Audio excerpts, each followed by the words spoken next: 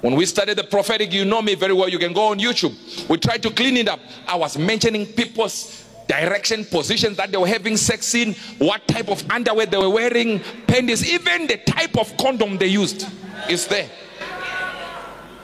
If you would come in those days in front of me like this, I would finish you.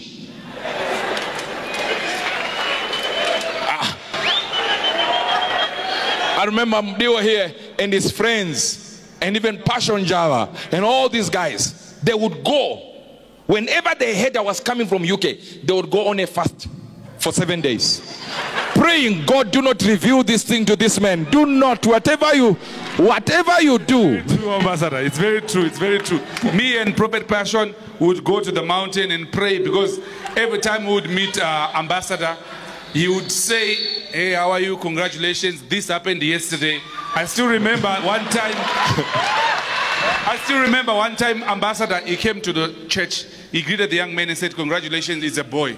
The scene you had yesterday, it was a boy. He was with his girlfriend yesterday. And I told him, the child you have just insected in the person is a boy. 9 months time. Congratulations. No. The problem we are having are preachers pointing out at people's sins every Sunday. You did this, you did that, you did this, you did this. This is a sin. This is that is a sin. This is a sin. You are the snake. Christ on the cross covered our sins. You are there trying to uncover them. That means you are the devil, not the...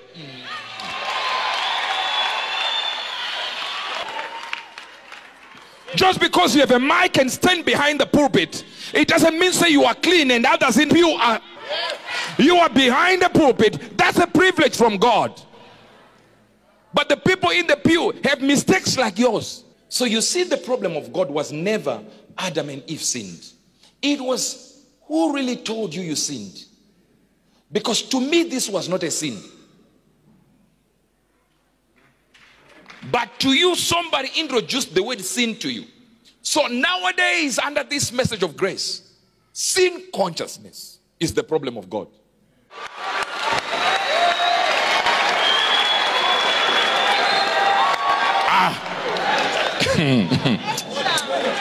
One of our pastors who was here, remember one of our pastors, I ended the service like this, and he's standing there, and he was not a pastor then, he was just one of the people that were coming to our church. And I said, you stand up. And I took two of the children. I said, you go downstairs, don't come up. And I sent the pastor, I said, prevent them from hearing what we're talking about upstairs. I said, tell your wife now, your other family. The wife is like, what? I don't know for how many years, for 20 years he had another family. So Monday, Tuesday, Wednesday, he's a leader in our church now. Top shelf, top soup.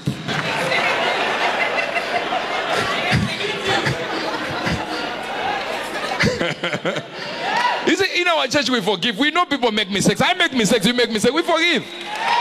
The problem of Christianity is Christ forgives, but Christians don't forgive. Thursday, Friday, Saturday, Sunday, you would be with his main family. The original ones. But they were not original. They were same. I think they were gotten the same time. Then Sunday, he would tell his main one, the public one, that I'm now going for work. And there's also business meetings that I'm having every week.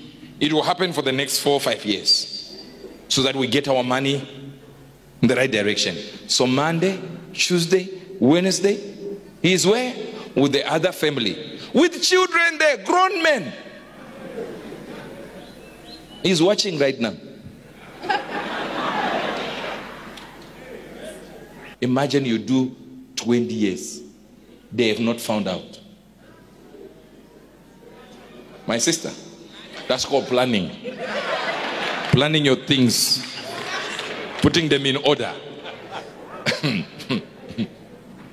You are the only one who thinks that the man of God has no fault.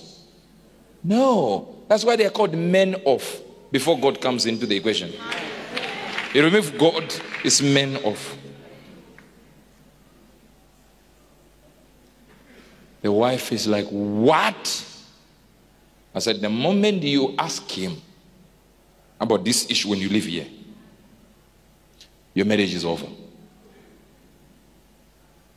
She said, so he's going to damn me. I said, no, he's not going to damn me. You yourself, you will run away from the marriage on your own if you start asking. Just ask now all you want to ask. Well, we are in this service right now. So I started preaching as they were asking each other questions. I finished. I said, have you finished the argument? I said, yes. You know, this happened way back, so don't worry about it.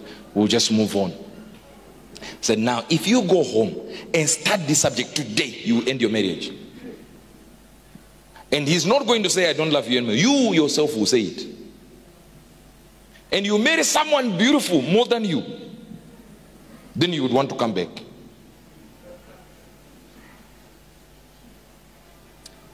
All the things I said happened. But now I call you, I whisper in your ear, stop this and that. Ah, now I'm very nice.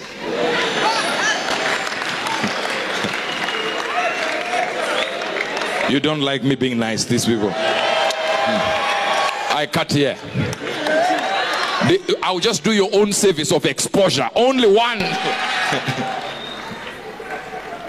Do you know what stopped me? God came to me and said, now, I've given you a mandate as good news. And this good news mandate is a grace mandate.